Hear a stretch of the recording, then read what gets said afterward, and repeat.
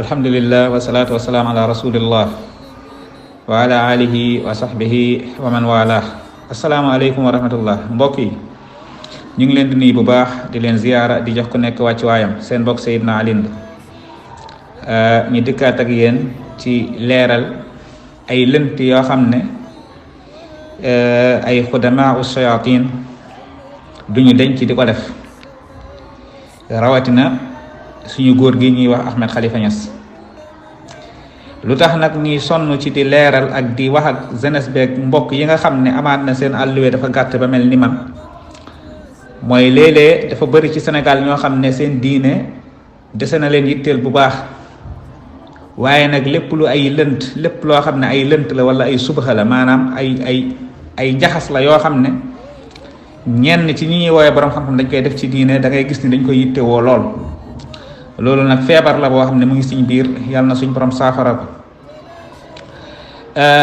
mbokk yi, ku ne xam ne ni mbokk mi ñuy wax Ahmed Khalifa Niass yàgg nañ ko dégg muy am ay taxawaay ak ay wax yoo xam ne da koy jëmale ci diine, muy wax yoo xam ne daf koy solal mbubb xam-xam, waaye wax ji dëgg xam-xam ak leeral diine taxu koo jóg. li koy waral mooy doo ko dégg ci yenn masala yi nga xam ne amal na njëriñ xeet wi, waaye da ciy tànn yoo xam ne dina indi lënt ak jeexi jaaxa, yooyu rek lay faral di véhiculer. loolu nag malaaxit yi ñoo baaxoo di ko def, mulxidun yi nga xam ne dañuy xeex lislaam. li ñuy leeral rek mooy da cee bëri yoo xam ne day faral di wax ni, rawatina ci weeru koor télé yi dañ koy invité muy faral di wax ci koor ak yi ñuy demee wala di wax ci diine. bu ci jiitu mooy mbokk yi, ñaata yoon ngeen mës a dégg Ahmed Khalifa Niass di dal ci kaw Bukhari ak Muslim di wax ni xadis yi nekkul ay xadis yu wér yi ñu créé la. léegi li ma leen di wax mooy, kuy dëkkee di dàkk ay xadis di waxu yenent bi, ay borom xam-xam sonn ci segg ko ba génneel ñu ci lu wér ak lu wérul, ba ñu mën a ràññee lu wér ci xadis yi ak lu wérul, ba ñu mën a ràññee luy waxu yenent bi ak lu dul waxu yenent bi. koo xam ne dafa dëkk ci di ŋàññ yenent bi, di gàññ borom xam-xam yi ci côté boobu, kooku ndax war na mën a wax dara ba noppi di istidlaaloo xadis?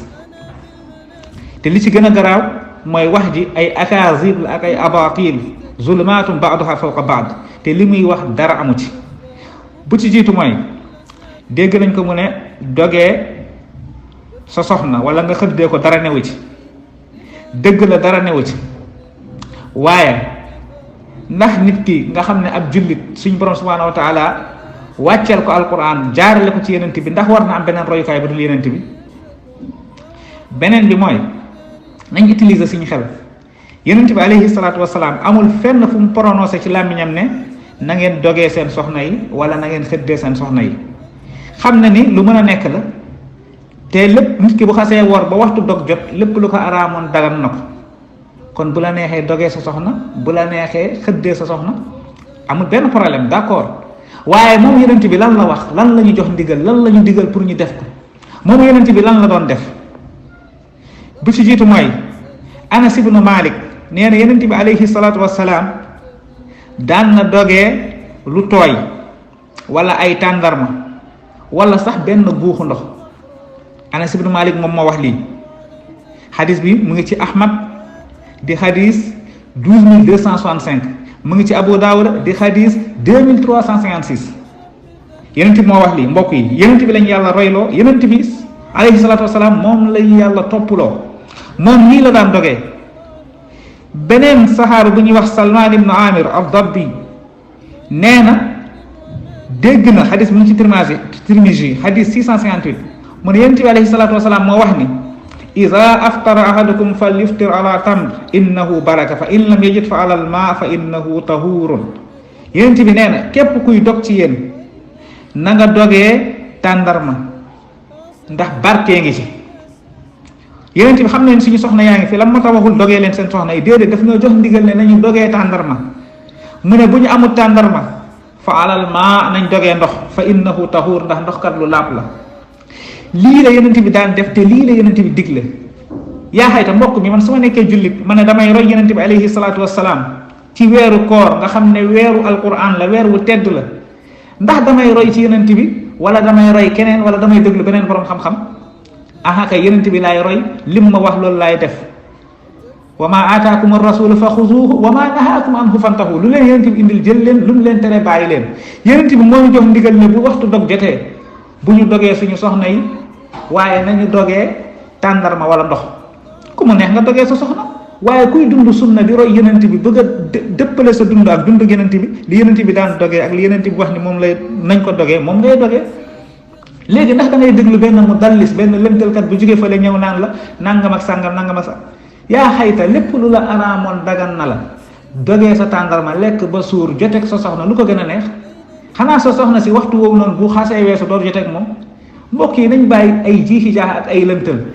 beneen bi mooy nee na Abdullah ibn Omar soxnaam la daan dogee. ma ne wax ji Ahmed Khalifa Niass ba mu waxee xam nga lan la wax? nee na ku ma weddi xanaa nañ dellu ci xadis, te maa ngi waat ci yàlla ne li mu wax du xadis. kii nga xam ne moom la ñuy wax Abdullah ibn Omar mi nga xam ne moom la wax ne soxnaam la daan dogee, wax ji Tabarani moo ko indi, Ibn Sirin soloo ko ci mujma. xam nga lan la Ibn Sirin wax? dafa ne rubama aftara Ibn Omar ala al jimaa. nee na peut-être amaan na Ibn Omar mus na dogee kooram ci sëy, maanaam sëy ak soxnaam.